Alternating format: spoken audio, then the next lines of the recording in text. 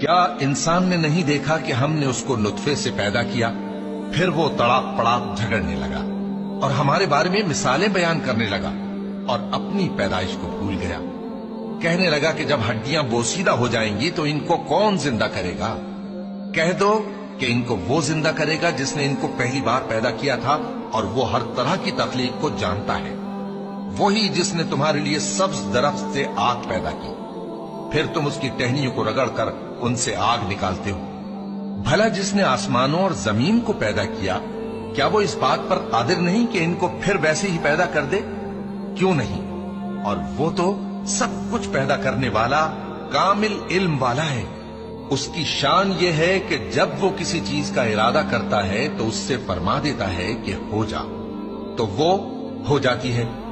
وہ ذات پاک ہے جس کے ہاتھ میں ہر چیز کی حکومت ہے، اور اسی کی طرف تم کو لوٹ کر جانا ہے۔